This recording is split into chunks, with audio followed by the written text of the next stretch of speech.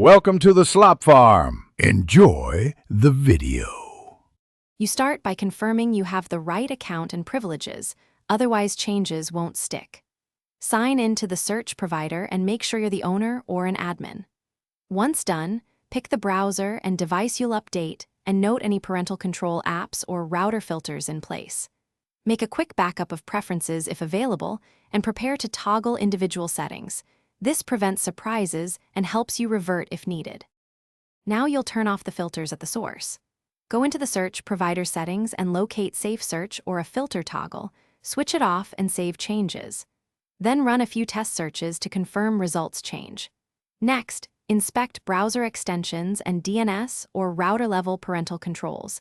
If an override exists there, you must disable it too. Make sure device settings mirror the provider change so results aren't blocked by another layer. Finish by restarting the browser and the device, then test searches across different browsers and devices to confirm the change propagated.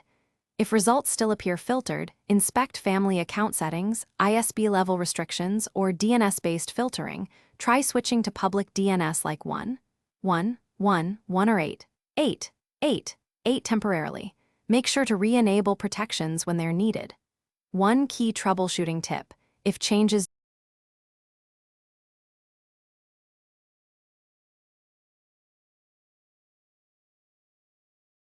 Thanks for watching. Consider subscribing if we helped you today.